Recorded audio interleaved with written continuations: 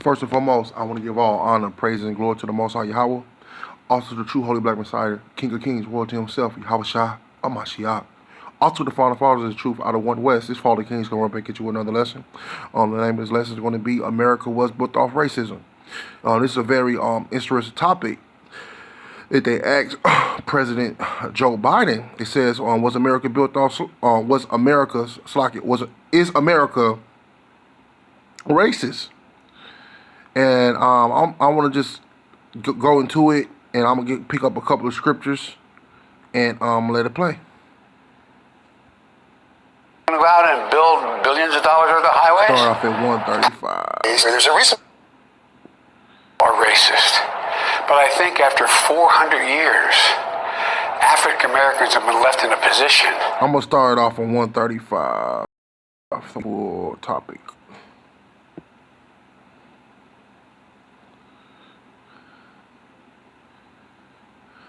Not 129.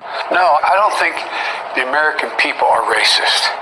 But I think after 400 years, African Americans have been left in a position where they are so far behind the eight ball in terms of education, health, in terms of opportunity. I don't think America's racist, but I think the overhang from all of the Jim Crow and before that slavery have had a cost, and we have to deal with it. Let's talk about the pandemic. That's the topic I want to get at. The interviewer here from Today News, he asked President Biden, he was like, is America built off slavery? I mean, Slovakia, I keep saying that. Is America racist?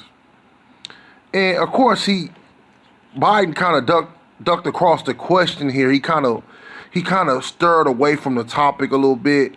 He didn't answer it too much head on because the evidence is for itself. You know what I mean? The world economy was built off the slave trade.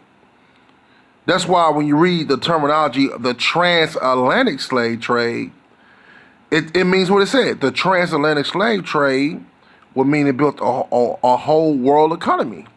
A world economy was built off the free slave slavery of the brothers and sisters that were slaves at that time. Further, let me get a couple of scriptures. This is the book of Daniel, chapter 9, verse 12. And he has confirmed his word, which he has spoken against us and against our judges that judge us by bringing upon us a great evil. For under the whole heaven have not been done as has been done upon Jerusalem. The economic exploitation of our people is ridiculous, man. You know, there's no way in the world you can say that America isn't racist when the whole economic and political system is based off the castration of the so-called Latino, Black, and Native American man, which is the 12 tribes of Israel. You read James chapter 1, verse 1. So it's impossible for you to say that America is not built off race, is not racist. When this country is built off the economic advantages of slavery. Let me get a second verse. This is the book of Proverbs, chapter. Where were you at? Book of Proverbs. Yeah, it's the book of Proverbs, chapter 13, verse 11. Wealth gotten by vanity shall diminish, meaning that this wealth of this land is going to be diminished when Yahweh Shah returns. But he that gather by labor shall increase. And what it means that he should gather by labor shall increase is the brothers on the highway and byways putting forth this work of this gospel of the kingdom, as well as the brothers and sisters that was the elect during that time of slavery, the ones who actually built this country. Those slaves, I'm not gonna say all of them, but the 1/3 of those slaves, they're gonna inherit the kingdom. Those who believe in Yahweh Shah. I'm reading again. It says, wealth gotten by vanity. This is Proverbs chapter 13, verse 11.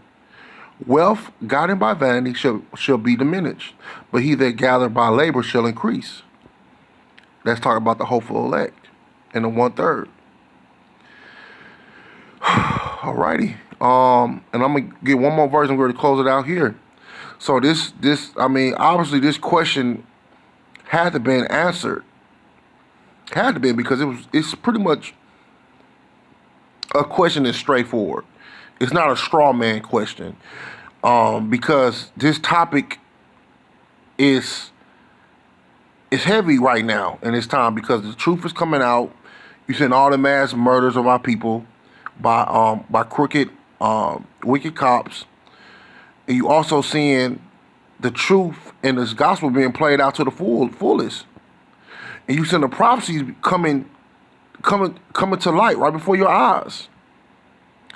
You know, and what I mean the prophecies being played out to the fullest, meaning we are approaching the end time. That's what I mean by the prophecies being played out to the fullest, because we're getting close to the end. And I just felt like this is crazy that he said America is not racist. How is America not racist when you got former slave parents of slave, you got former slave descendants can barely rub two nickels together, when you have former slave owners who own the whole world, who own the economic, financial market, whether it's the stock market, whether it's the oil market, whether it's the gasoline market, whether it's the whole commerce of wealth trafficking. I mean, come on, man. You got to be out your mind if you're thinking this country is not racist. This is Ecclesiastes chapter 10, verse 8.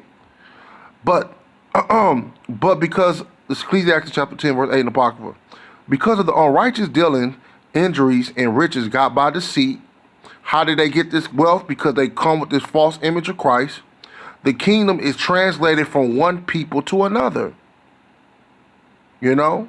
So this kingdom is translated to one people to the other, because by what? By the way of deceit. John 3:16, not getting that proper understanding of John 3:16. They used a form of theologian scholars to deceive the masses of our people. Then they say, oh, I didn't do anything wrong. Oh, it's all good. You have a chance like I have a chance. How do I have a chance like how you have a chance, or our people have a chance like how your people have a chance, when you got over 500 years of free slave labor on top of federal subsidies and on top of grants and on top of loans, in which all of it be forgiven because you write them off on your taxes each year, versus the minority businesses and the minorities employees. They suffer tremendously in this nation right now. But we hope and have faith in the kingdom to come, that we'll be delivered from this wicked place. I want to give all honor, praise, and glory to the Most High Yahweh, His holy precious Son, the true Black Messiah, the King of Kings, Lord himself, Yahweh Shah. Also the final Father, the truth out of one West. His fallen kings coming right back at you with this truth. Fallen but not forgotten. Shalom. Fallen kings.